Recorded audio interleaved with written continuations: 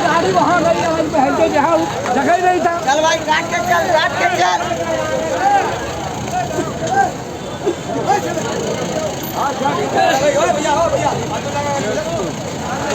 ओ भाई साहब साइड हो जाओ, चला ना जा काम कर। अरे साइड हो जाओ, चक्कर जा।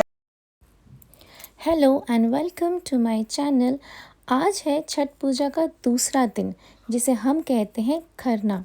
सुबह 4 बजे उठ के मेरे हस्बैंड अपने दोस्त के साथ पहुंच चुके हैं। ये बहुत बड़ी मंडी है जहां थोक में मिलता है, वहां छठ का प्रसाद खरीदने के लिए। क्लिप्स जो हैं वो क्लियर नहीं है वीडियो, क्योंकि सुबह के 4 बज रहे थे और मंडी में इतनी लाइट की अरेंजमेंट नहीं थी। पर हाँ, प्रसाद लेकर वो 7 साढ़े 7 बजे तक सुबह घर पहुंच गए थे।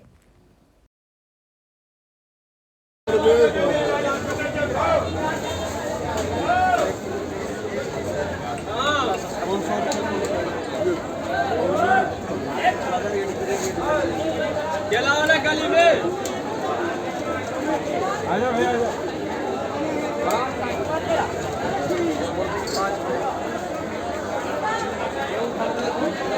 20 में और 35 में पानी को बहुत पड़ेगा। 15 रुपये का महीना हो गया।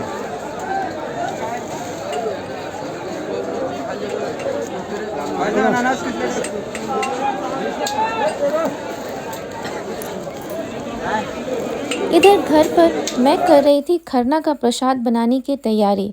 सुबह से नियम के हिसाब से मैंने सब तैयारी कर ली थी।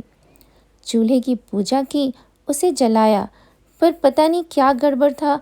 लकड़ी गीली थी या चूल्हा के नीचे का बेस गीला था, मुझसे चूल्हा नहीं जला।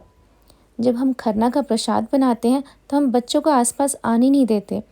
और आपको पता है, मेरी ज़्यादातर से वीडियोस जो है मेरा बेटा बनाता है, पर खरना का प्रसाद बनाते समय मैंने बेटे को भी अलग रखा था, इसलिए मेरे पास ज़्यादा क्लिप्स नहीं है।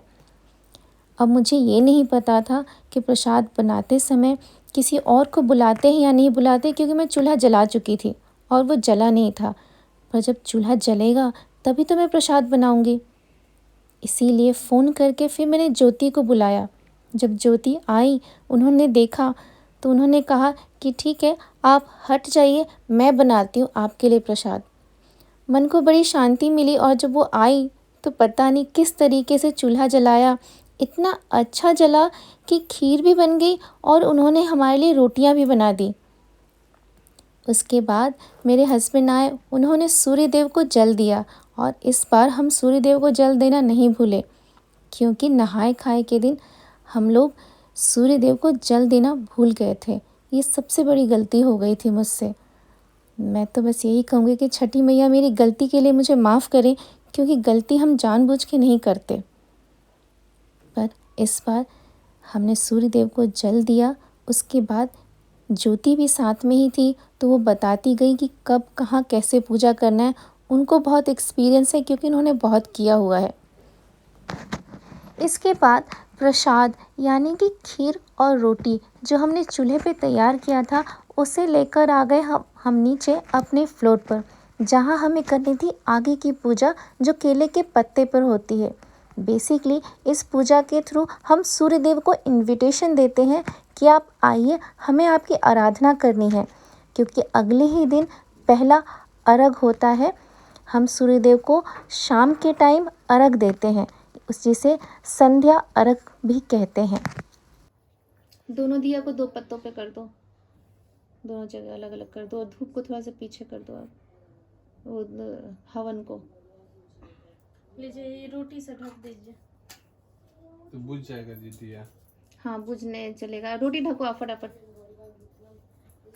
और उसके बाद फूल चढ़ा दो।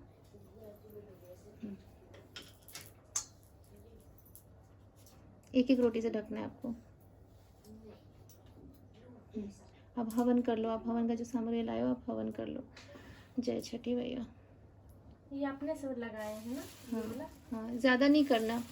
हवन को फिर हम नीचे ले जाके रख देंगे पार्किंग में। कपूर भी डालना है उसमें।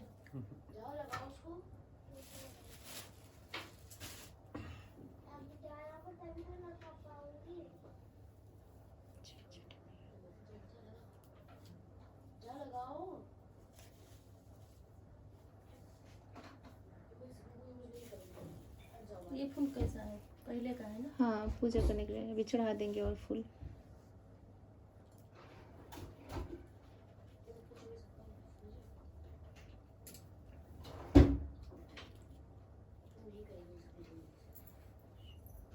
अब इसको पतीला को हटा देते हैं, आप भी साथ में बैठिएगा ना, प्रणाम करिएगा। मैं दूर से कर लूँगी। आप दूर से कर लीजिए। हाँ, दूर से कर लूँगी। बच्चे भी करेंगे ना, आप भी तो करेंगे। हाँ।